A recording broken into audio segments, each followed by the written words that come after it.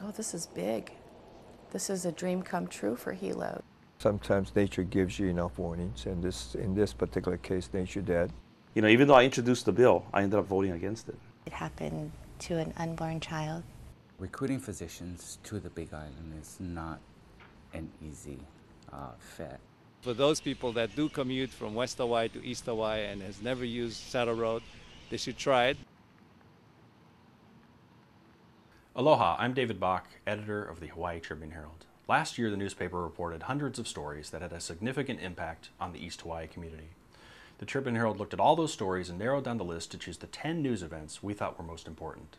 So for the next half hour, sit back and relax as we present 10 stories that helped shape the community in 2007, right here on KHHB-TV. Mahalo.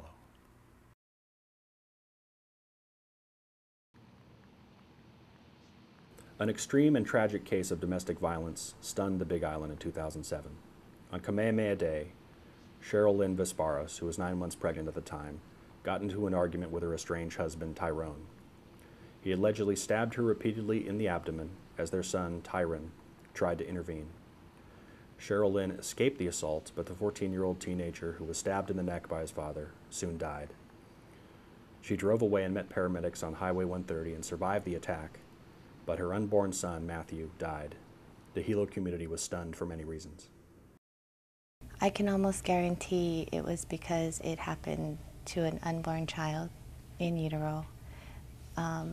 This domestic violence, I think, hit everybody on different levels, especially finding out that, you know, in Hawaii there isn't a state law against an unborn child being killed from domestic violence.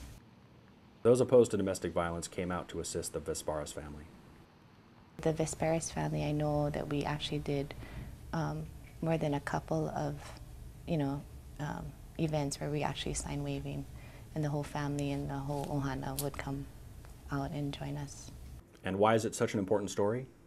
Because of the increase of substances and increase of, I guess here especially in Hawaii, in Hilo, it is a secret. You know, a lot of the times it maintains its secrecy until it escalates to the point where, you know, police are called or we can help advocate or the secret is out.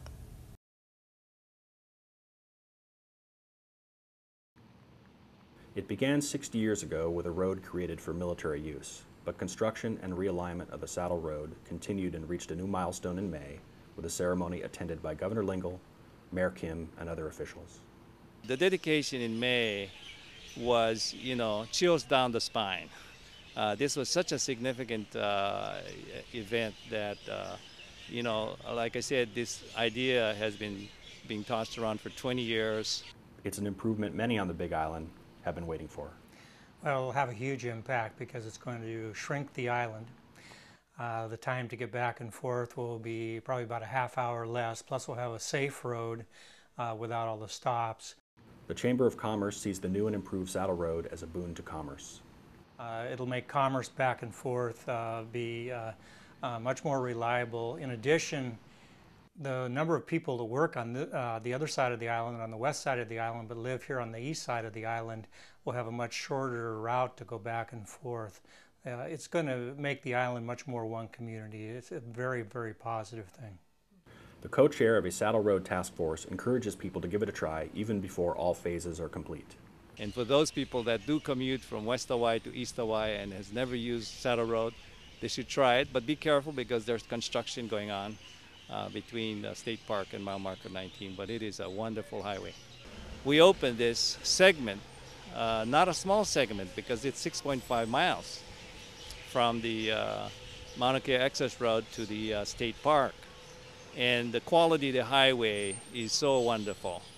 And it was like, you know, the wait was worthwhile.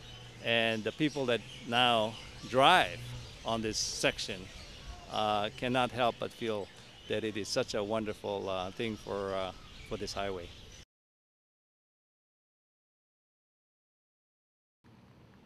On June 16th at 2:15 a.m., a series of 700 earthquakes shook the area around Mauna Ulu, and Pu'ua'o began its collapse.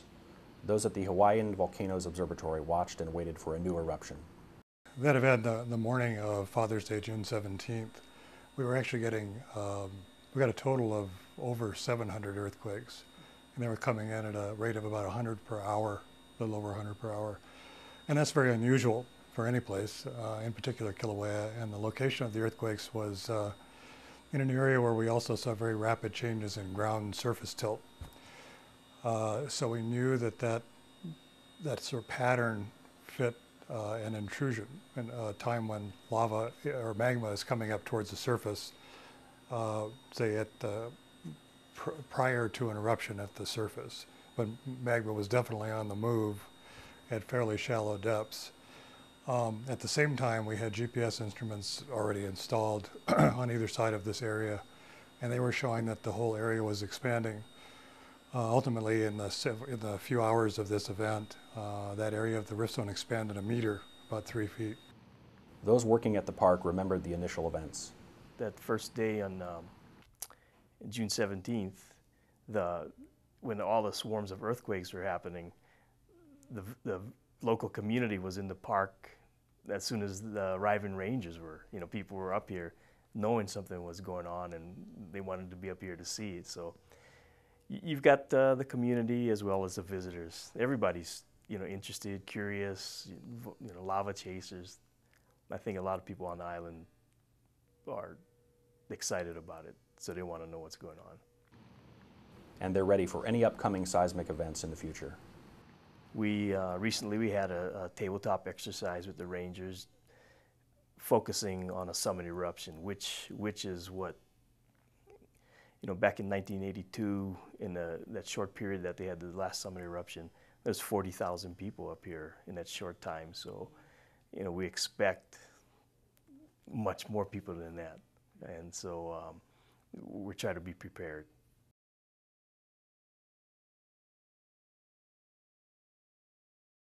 Well, I think it's the first time we've been able to completely reject a developer's plans that were going to completely ruin a bay. They came to the community and they proposed this development about over 1,500 condo unit, housing unit, and a 300-room hotel. The land around the beautiful black sand beach at Punalu'u exploded in controversy in 2007 when developer Sea Mountain 5 proposed to develop more than 400 acres of land around the beach. A group called Ka'u Preservation opposed the plans and attempted to purchase the land, but could not come up with the dollars needed. A bill was then introduced by Councilman Bob Jacobson. Residential surveys indicated most Ka'u households didn't like Sea Mountain's plan, and Jacobson's legislation was passed by the Council's Finance Committee. I sponsored a bill that was passed, and it provided for the public acquisition of 2,000 feet of the area Mauka of the shoreline for the whole beach area. So everything 2,000 feet Mauka of the whole shoreline would be purchased by the county. But the issue wasn't strictly financial. It's a cultural kipuka, so I think that if you don't have these cultural kipukas, there's not much left to teach. If you can't see what life was like before Western contact, or at least understanding what the ecology is, it's going to be hard to teach kids what there was. It's much easier to teach kids what there is. Mayor Kim asked to use professional facilitators to get involved at a cost of $80,000, causing more controversy. Although agreed to in principle, public funds have still not been identified to purchase the land. This is our last sacred place. That this is the, you know, Ka'u is on island, of an island already, because we've been approached from out of, you know, from the corner, from Hilo. It's all developed, and they're all coming to approach Ka'u. And we have to keep Ka'u rural and pristine, you know. To me, we have to save it.